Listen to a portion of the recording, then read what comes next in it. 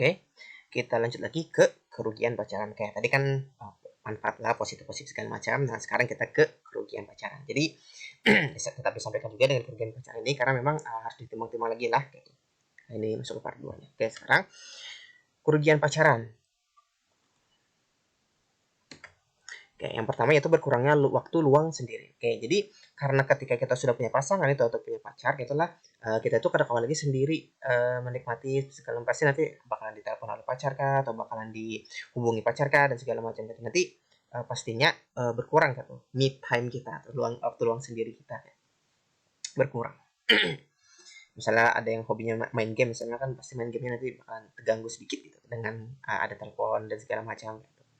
Dan ya itu tadi nggak bisa sendiri segala segala macamnya. Pasti harus meluangkan waktu untuk orang lain gitu, terutama untuk pacar. Gitu.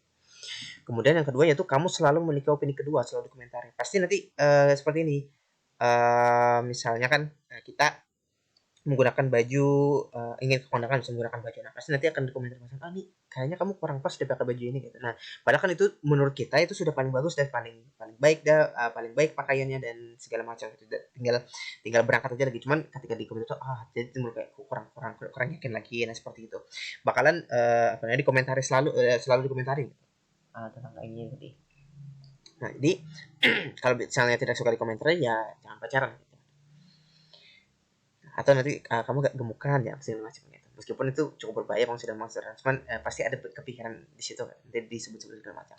Nah kemudian yang ketiga yaitu jika tidak saling memahami akan merusak hubungan. Jadi awalnya kan teman biasa gitu kan, kemudian pacaran, dan ketika misalnya putus, ini misal skenario yang putus gitulah, maka akan kurang nyaman gitu ketika ketemunya karena kan dia mantan aku misalnya kayak itu. Pasti kan nanti ada musuhan kah atau dendam kah atau gimana gitu.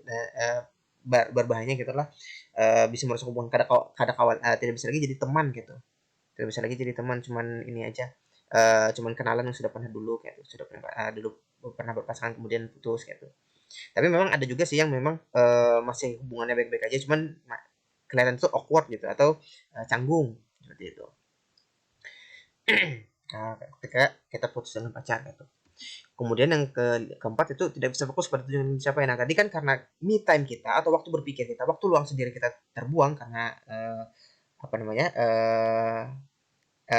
dengan pacar tadi, maka kita tuh tidak lagi memikirkan tujuan kita pribadi, tapi tujuan orang lain gitu. Tujuan terutama tujuan pacar kita. Oh, pacarku yang anak ini, harusnya aku menukarkan ini. Kemudian ada yang segala macam setelah jadi akhirnya itu kepikiran itu tidak fokus ke diri sendiri, bukan tidak fokus lagi ke peningkatan diri sendiri gitu, fokusnya ke orang lain gitu, menghubungi pacaran kan mungkin ada apa namanya timbul kayak misalnya kan ada misalnya kecurigaan misalnya kan, lalu kepikiran ini pasanganku ini kenapa ini kok jadi nggak nelpon dan segala macam. Nah itu akhirnya mengganggu fokus kita, akhirnya kita menyeleweng dari tujuan kita yang sudah ingin kita, yang sebenarnya ingin kita capai gitu, akhirnya karena kesampaian gitu. Nah, itu yang keempat. Yang kelima yaitu kelelahan dan kejenuhan akan pasangan. Nah, banyak sekali pasangan itu yang hampir bertahun-tahun gitu lah. Meskipun tetap setia, nanti akhirnya ketika menikah itu akan bakal jenuh. Ya, kita aja yang selama apa? 1 tahun atau 2 tahun aja agak bosan gitu lah ketemu dengan orang yang sama gitu. Apalagi selama 3 tahun, 4 tahun, 5 tahun kayak gitu. Nah pastinya itu akan menimbulkan jenuhan. Apalagi nanti makanya bakalan ada yang namanya itu gonta-ganti pasangan dan segala macam. Bahkan ada yang sampai selingkuh kayak gitu. Nah itu bang selingkuh tuh karena jenuh dengan kelelahan akan pasangan ini gitu. Makanya eh, enaknya itu kada menjomblo gitulah karena kita bisa berkomunikasi dengan siapapun gitu. Akhirnya kita kada terbatas dengan siapapun. Ketika kita berteman dengan ini, dengan ini, dengan ini ya biasa aja gitu. Apa-apa. Karena kan memang kada ada yang membatasi gitu. Kada ada yang membatasi. Nah, kalau misalnya ini kan nanti ya pasangan akan membatasi gitu. Maka kita akan selalu bersama orang tersebut. Kemudian kita akan pastinya lah akan jenuh dan lelah ya, dengan orang yang sama. Makanya itulah kerugiannya kan, bisa jenuh gitu lagi sudah kawin itu. Apalagi nanti kan sebenarnya kalau pacaran ini kan hanya superficial seperti ini, apa namanya dari wajahnya saja gitu, atau dari permukaannya saja kelihatan orangnya baik, orangnya seperti ini, orangnya sekian segala. Tapi ketika setelah menikah itulah pasti karena munculan tuh sifat-sifat dan segala macam yang jati dirinya itu muncul gitu. Nah makanya kadang ada ini apa namanya statement bahwasanya kamu berubah setelah kita menikah. Nah itu karena memang ketika pacaran itu cuman yang ditampilkan itu yang baik-baiknya aja, sedangkan yang buruk-buruknya itu akan ditampilkan gitu. Makanya kelihatan nanti ketika sudah menikah gitu. Nah, apalagi kan ditambah tadi itu dengan kelelahan, kejenuhan dengan orang yang sama dengan seperti itu, maka pastilah akan memunculkan yang namanya perceraian atau yang namanya itu pertikaian lah minimal gitu. Nah, itu cukup berbahaya itulah.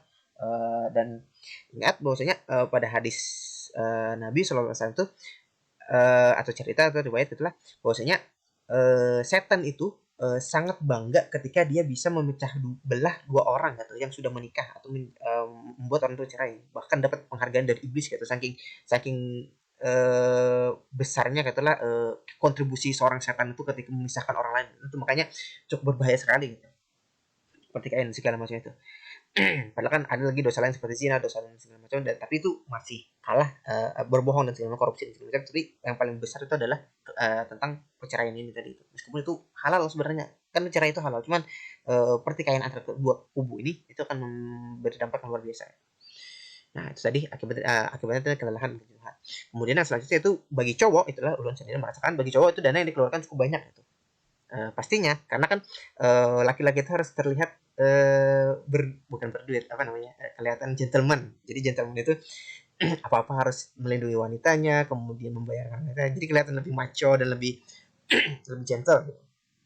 Nah, jadi bagi cowok yang mendengarkan di sini, dananya pasti keluar minimal itu bensin karena pulang antar pacar gitu. Pasti pulang antar pacar itu pasti pakai bensin gitu. Nah, itu eh ya kan apa sih kalau misalnya punya banyak duit ya tetap aja kayak tetap akan bakal boros gitu dengan pacar ini karena membayari dua orang. Nah, kemudian yang itu yang ketujuh poin itu ada potensi mengarah seks bebas gitu. Ya mau gimana lagi kan pasti ketemu, pasti apa segala macam. Ada kemungkinan gitu lah, minimal itu pap gitu. Minimal pap. Nah, gitu. Hati-hati benar itulah, apalagi ini perempuan, hati-hati jangan mau diiming-iming apa segala macam, mau tutup segala macam. Karena memang pop itu nanti hati-hati gitu. Itu bakal jadi barang bukti gitu, barang bukti. Nah, nanti ini akan setelah ini akan kita bahas. Nah, ini berbahaya sekali. Makanya meskipun potensi tadi kan berkurang ketika kita tadi membahas tentang bahaya yang zaman dulu dan zaman sekarang itu, tapi tetap gitu mengarahnya bakal ke sana gitu. Pasti dah. Kadang mungkin karena pegang tangan cuman kemudian lanjut kayak kayak anak tangga gitu, terus akan meningkat dan akhirnya sampai di akhirnya seperti itu, sampai akhirnya berhubungan badan gitu. Nah, itu berbahaya sekali.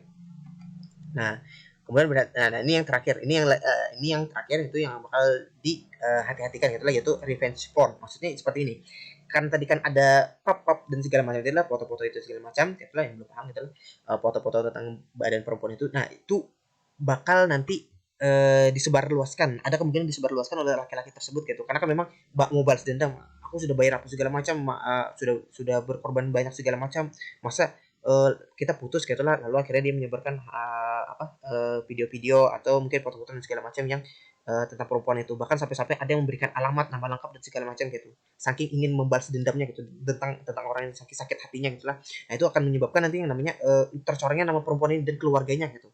Nah, itu makanya hati-hati benar nih untuk kaum perempuan lah tentang defense porn ini. Makanya jangan mau diberikan hal segala macam itu gitu. Jika pacaran juga gitu, cuman kalau misalnya pacaran ya apa-apa. Nah, itu ini sekarang lagi viral kalau defense porn ini. Ada kan biasanya foto-foto itu yang berapa ratus MB cuman isinya satu perempuan yang sama, yaitu bekas karena dia itu mantannya itulah, maka disebarkan gitu dan laki-laki ya lepas tangan gitu, karena kan sudah kelihatan wajah, kelihatan apa-apa, yang paling anu kan perempuan ini sangat anu banget gitu, sangat kena banar gitu rasa sakitnya gitu, bahkan sampai ada yang mau bunuh diri dan segala macam gara-gara ini, gara-gara balas dendam ini gitu, sudah tersebar di website besar gitu. Nah, itu cukup hati-hati gitulah untuk laki-laki ataupun perempuan, bisa jadi laki-laki juga lah. Nah, itu kerugiannya. Wow, 10 menit cuman untuk kerugian. Lumayan panjang lah. Oke. Nanti kita lanjutkan lagi. Ini ada beberapa slide lagi, 2 slide lagi. Beberapa slide lagi yang kan nanti kita bahas. Tunggu sebentar. Nanti di part 2 sudah selesai, nanti kita lanjut ke part 3. Sekian.